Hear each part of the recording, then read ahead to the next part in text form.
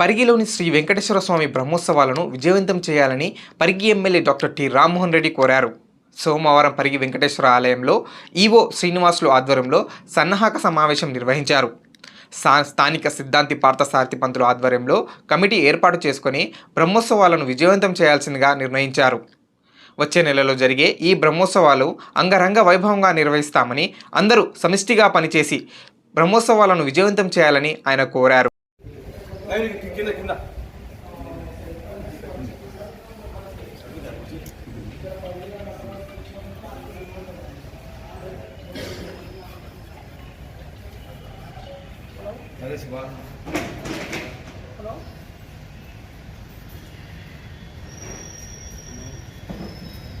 లక్ష్మీ వెంకటేశ్వర స్వామి ఆలయ ప్రాంగణం లోపల ఈరోజు భక్త బృందం అంతా కూడా కలిసి ఏకగ్రీవంగా సిద్ధాంతి పార్థసారథి పంతులు గారిని ఉత్సవ కమిటీకి అధ్యక్షునిగా ఎంపిక చేయడం జరిగింది.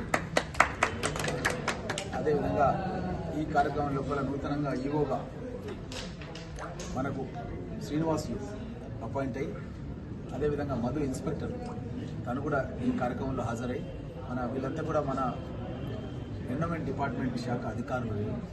ఎందుకంటే ఇప్పుడు ఈ ఆలయం అనేది ఎండోమెంట్ శాఖ పరిధిలో గతంలో కూడా ఉండే, కానీ కొన్ని అనివార్య కారణాల వల్ల వాళ్ళ పరిధిలో నడవలేదు. ఇప్పుడు ప్రభుత్వం వచ్చిన తర్వాత దేవాలయ శాఖ కిందకి ఈ ఆలయం పూర్తిగా తీసుకోవడం జరిగింది.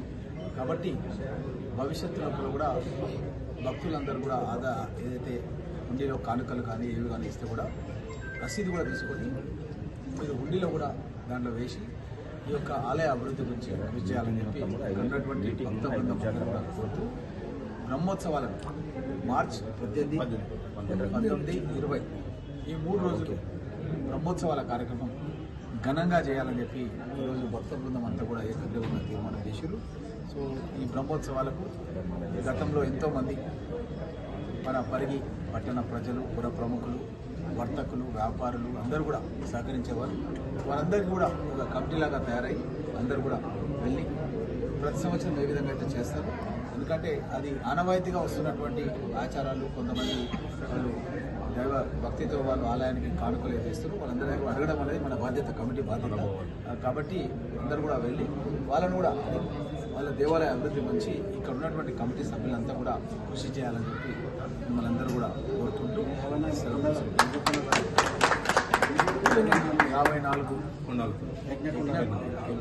54 గుండాలతో ఏ విధంగా అయితే కార్యక్రమాలు దేవస్థానం ఖర్చు పెడుతుంది మొత్తం ఫుల్గా తీసుకునే అవసరం లేదు. అన్ని భక్తులు వచ్చి పాల్గొనాలి. భక్తులు కుటుంబ సమేతంగా వచ్చి 54 యజ్ఞ గుండాలు ఇక్కడ ఏర్పరచడం జరుగుతుంది దేవాలయ ప్రాంగణం లోపల.